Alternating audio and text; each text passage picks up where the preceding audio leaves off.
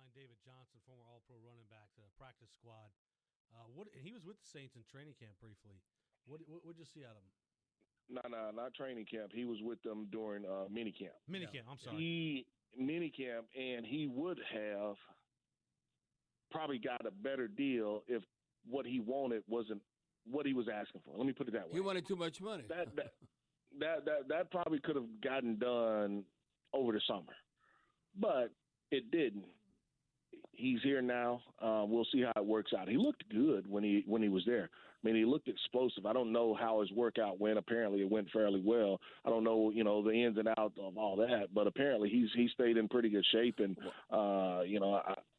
I think that he will probably get a few reps. I know that they used Dwayne Washington a little bit at that number 2 tailback spot, and Mark is still banged up with the knee injury. So you figure he will get some run this upcoming week. And the biggest thing for me when you look at this Saints offense, as far as, and I know you guys are talking about Taysom and using him as a runner, teams are going to play Taysom a certain way. Yep.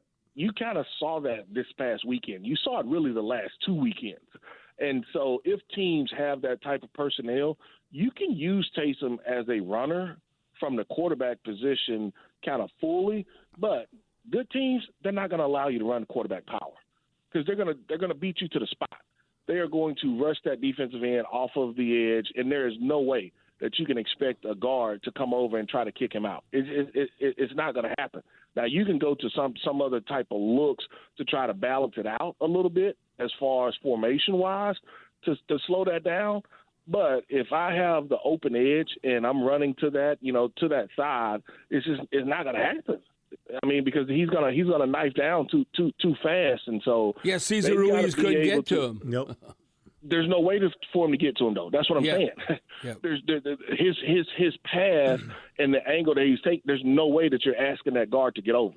Deuce, it won't happen. Yeah, and it won't happen, Bobby. That's what I'm telling you. Right, and then you bring up David Johnson. This is part of NFL history. Now you might say, let me finish first before. Let me, because you're gonna let me finish my whole thought. They've got to be able to get a runner inside, another guy that they feel comfortable with running inside for short yardage and tough inside runs. I mean, because there may be a situation this upcoming week that you've got to have tough inside runs, and this is no knock against 41 or Alvin, because Alvin is outstanding, but you don't want Alvin doing that consistently. And if I bring Taysom in, it's almost like it's automatic what you're going to do with him at that position. And so that's just kind of the mindset, or what you see, kind of what has happened when he's come in and when it hadn't worked. But I'm sorry, Bobby, go ahead. No, and Dude's talking about, because we don't have Mark Ingram, so you need to have a running back that does that dirty work. Like you mentioned, Dwayne Washington, he could be that guy at times. But this is one thing about David Johnson. No, when he's healthy, now he's you good. but you might say this. So, Bear, that was a few years ago. If you look at NFL history, there's not too many backs that all of a sudden total yards from scrimmage could say they had 2,000.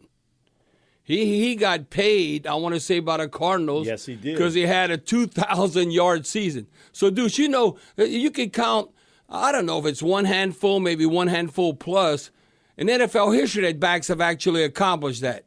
And like I said, I remember seeing him when he was here, and I go, man, that's kind of puzzling.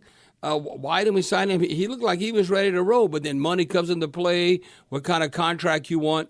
So, like you said, he might be able to take that Mark Ingram role and help the team. And he can catch the football really well coming out of the backfield. The question is health. Can he stay healthy? Yeah, I mean, that's 100% the question. I mean, can he stay healthy? But I think that he can give you a little bit out the backfield as far as a receiver, and then really give you some inside tough running where you don't have to beat up Alvin to kind of, like Bobby said, kind of take some of the dirty work or do some of the dirty work. And, Alvin doesn't have to worry about some of that, and I limit him as far as some of those hits. But he can be a guy that gives you a good change-up, and obviously for this Saints team, they have to be able to run the football. And sometimes you're going to have some dirty runs where 2 yards, 3 yards is got to be a pretty play.